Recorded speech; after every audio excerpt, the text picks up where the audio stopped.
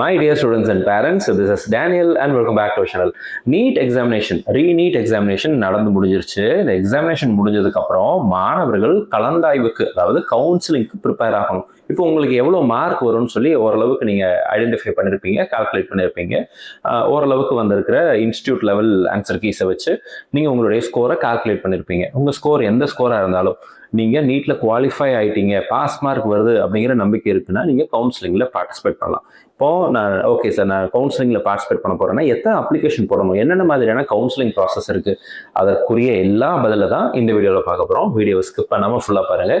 And உங்கள் friends, relatives யாராவது medical கவுன்சிலிங்கில் பார்ட்டிசிபேட் பண்ணணும்னு நினச்சிட்டு இருக்காங்க அப்படின்னா மறக்காமல் அவங்களுக்கு இந்த வீடியோவை ஷேர் பண்ணிவிடுங்க. இது வரைக்கும் நீங்கள் நம்ம சேனலில் சப்ஸ்கிரைப் பண்ணாமல் இருக்கீங்க அல்லது ஃபாலோ பண்ணாமல் இருக்கீங்க அப்படின்னா மறக்காமல் ஃபாலோ அண்ட் சப்ஸ்கிரைப் பண்ணி வச்சுக்கோங்க.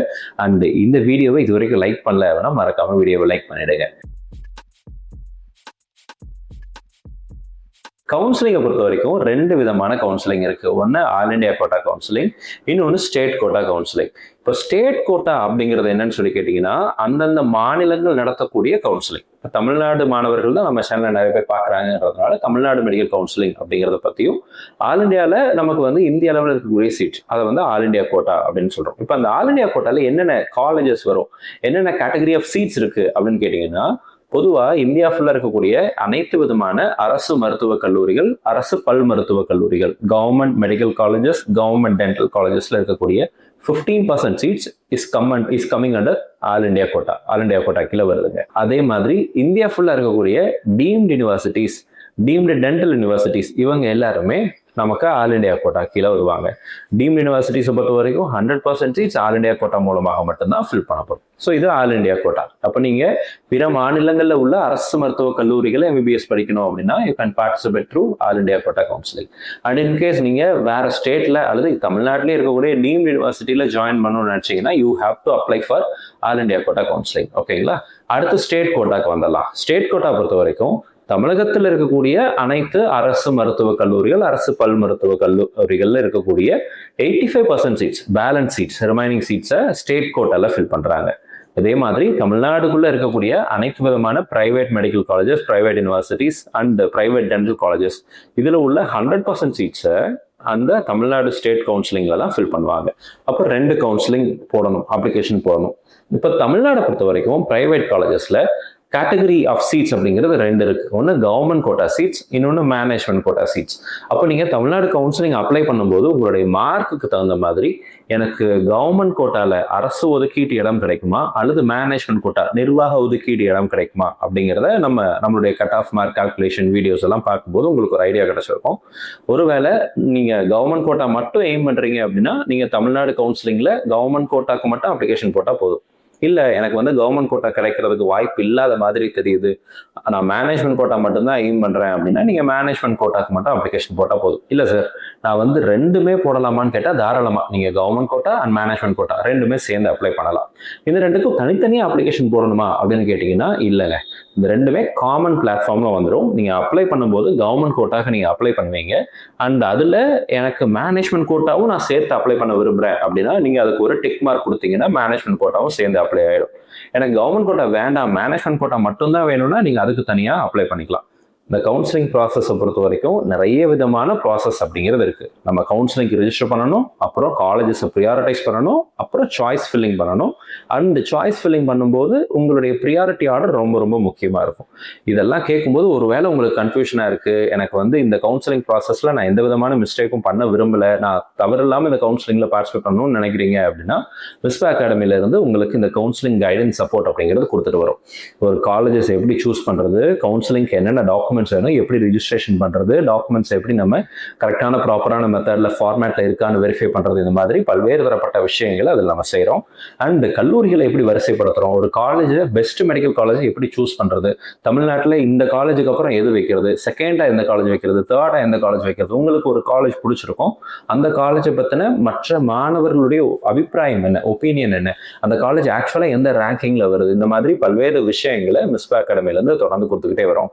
கடந்த ஆண்டு கிருபையில கடந்த பல ஆண்டுகளா தமிழகம் ஃபுல்லா இருக்கக்கூடிய அனைத்து விதமான அரசு மற்றும் தனியார் மருத்துவக் கல்லூரியில் நம்ம ஸ்டூடெண்ட்ஸ் இருக்கிறாங்க. So we know the in and out of medical colleges.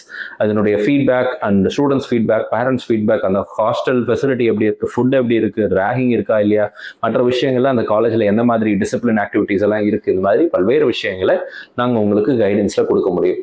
And again இந்த கவுன்சிலிங் ப்ராசஸ் முடிகிற வரைக்கும் இருக்கிற எல்லா ஆன்லைன் ப்ராசஸையுமே மிஸ்ட் அகாடமி டீமே அண்டர்டேக் பண்ணிப்பாங்க. இந்த சர்வீஸ் உங்களுக்கு தேவைப்படுது அப்படின்னா ஸ்க்ரீன்ல பார்க்குற நம்பருக்கு மெடிக்கல் கவுன்சிலிங் கைடன்ஸ்னு ஒரு மெசேஜ் போடுங்க. அதனுடைய கம்ப்ளீட் டீட்டெயில்ஸ் உங்களுக்கு அனுப்புவாங்க.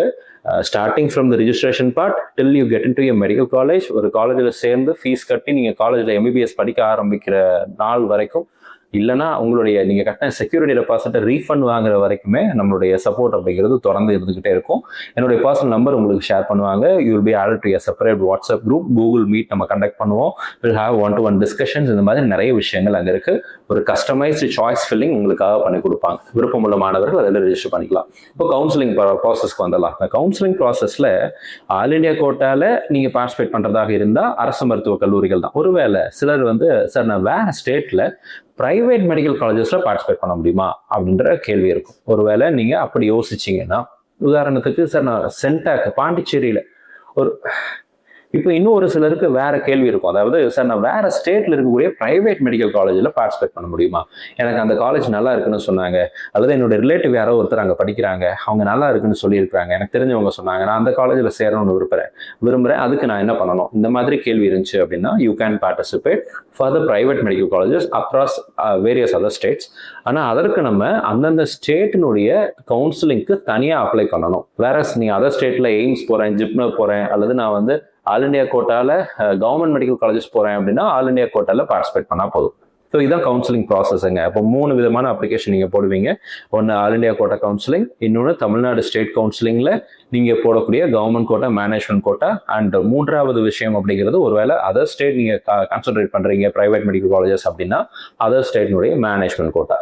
இந்த கவுன்சிலிங்லாம் எப்போ சார் நடக்கும் அப்படின்னா எல்லாம் ஒரே டைம்ல தான் நடக்கும். ரிசல்ட் வந்ததுக்கப்புறம் கவுன்சிலிங் ப்ராசஸை ஆரம்பிப்பாங்க.